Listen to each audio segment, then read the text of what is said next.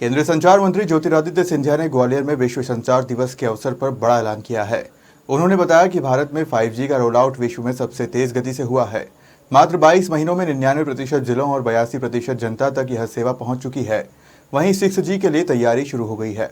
केंद्रीय मंत्री ज्योतिरादित्य सिंधिया 4 दिवसीय दौरे पर ग्वालियर पहुंचे, जहां उनका भाजपा जनप्रतिनिधियों ने भव्य स्वागत किया। वहीं मीडिया से चर्चा करते हुए केंद्रीय मंत्री सिंधिया ने कहा कि प्रधानमंत्री नरेंद्र मोदी के नेतृत्व में भारत दूरसंचार क्षेत्र में अग्रणी स्थान पर रहा है। देश अब 6G तकनीक के लिए नियम बनाने की दिशा में आगे बढ़ रहा है।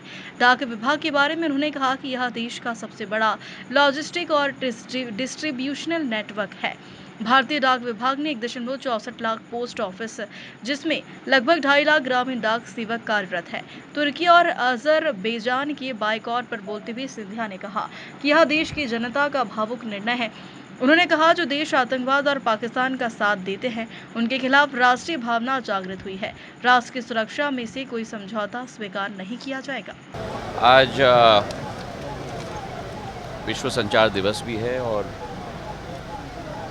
दूरसंचार डाक के आधार पर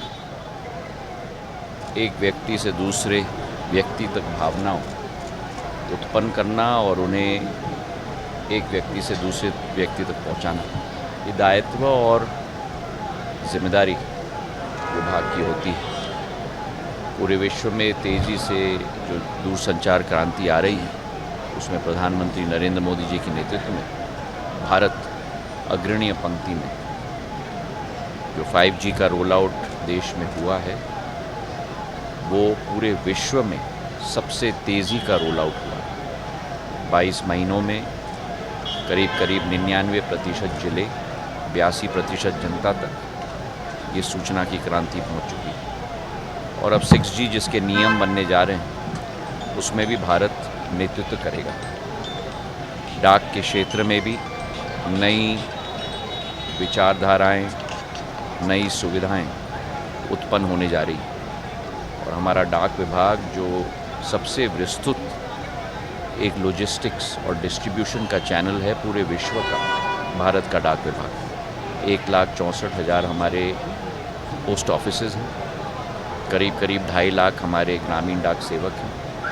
और उनके ज़रिए जो जनसेवा, जो एक विचारधारा डाक विभाग की है, जो 2008 में मैंने स्लोगन बनवाया था कि डाक सेवा जन सेवा, उसी भावना के साथ हमारा एक एक डाकिया काम करता है।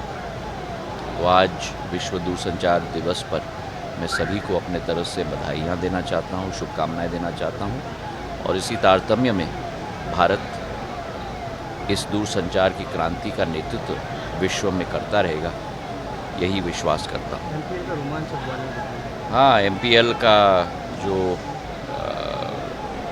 MPCA और ख़ास करके GDCA मेरे बेटे आर्यमन के द्वारा भी ऑर्गेनाइज़ किया जा रहा है। और दूसरा एडिशन इस महीने में ही शुरुआत होगी। पिछला एडिशन में 5 टीम्स हमारी थीं। उन 5 टीम्स के प्रदर्शन के आधार पर पिछले साल जो एक रोमांच का केंद्र और एक त्यौहार जैसा ग्वालियर की जनता ने मनाया था, उसके आधार पर हमारे 6 खिलाड़ी पिछले वर्ष के प्रदर्शन के आधार पर IPL के टीम्स में सम्मिलित किए गए थे। तो बहुत बड़ा कीर्तिमान है इस लीग का।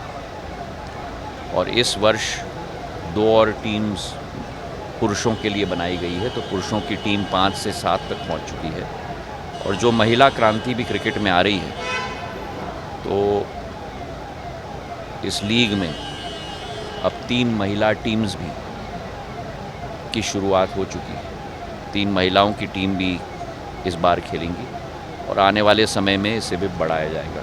और मुझे विश्वास है इससे नौजवानों को एक नया अवसर, नई क्रांति, और इस मध्य प्रदेश लीग MPL के द्वारा IPL में एक पायदान के रूप में IPL में अब हमारे बच्चों को स्थान मिला है।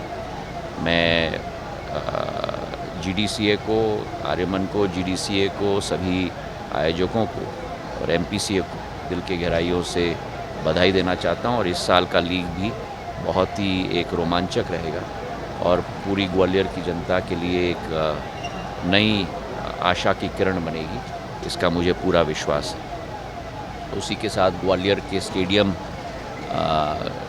को संपूर्ण करने के लिए हमारा कार्य तीव्र गति से आगे चलेगा इस साल के मध्य प्रदेश लीग के बाद, क्योंकि उसके बाद 1-1.5 साल स्टेडियम में कार्य चलता रहेगा उसे संपन्न करने के लिए। वर्तमान में हमारी करीब 29,000 की कैपेसिटी है, इसे करीब 40,000 तक हम लोग बढ़ाने की कोशिश कर रहे हैं। मैं धन्यवाद BCCI को देना चाहता हूं, जय शाह जी को भी देना चाहता हूं, जो राशि की हमें ज़रूरत थी करीब 50 करोड़ BCCI से दिया गया है इस स्टेडियम के लिए।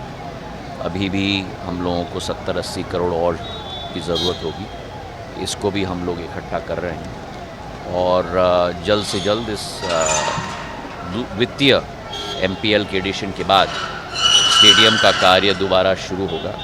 मेरा विश्वास है कि अगले 1.5 साल के अंदर पूर्ण रूप धारण कर लेगा, तो 40,000 की हमारी सीटर स्टेडियम पूरे छत के साथ और सबके साथ अंतर्राष्ट्रीय स्तर की आधुनिक स्टेडियम हमारी पूर्ण रूप से तैयार हो जाएगी ग्वालियर के लिए। तो ग्वालियर में स्टेडियम, ग्वालियर में एयरपोर्ट, ग्वालियर में रेलवे स्टेशन, ग्वालियर में एलिवेटेड रोड, चंबल से पानी, मध्य प्रदेश लीग, ISBT और कई चीज़ों पर हम लोग काम कर रहे हैं। जब समय होगा तब आपसे हम लोग उस पर भी चर्चा करेंगे। अजरबैजान तुर्की बाइकआउट शुरू हो गया है, अजरबैजान और तुर्की का, जिस तरह से सपोर्ट किया हमारा पाकिस्तान। ये देश की जनता का एक भावुक निर्णय है और मैं देश की जनता के समक्ष नतमस्तक होता हूँ, क्योंकि जिन शक्तियों ने ऐसे आतंकवाद का साथ दिया हो और इस युद्ध में पाकिस्तान का साथ दिया हो, राष्ट्र भावना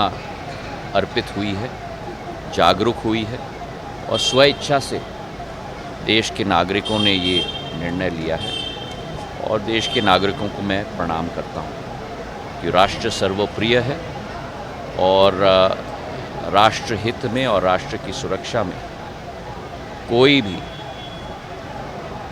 समझौता ना कोई नागरिक करेगा और ना देश की जनता करेगी। बहुत बहुत धन्यवाद।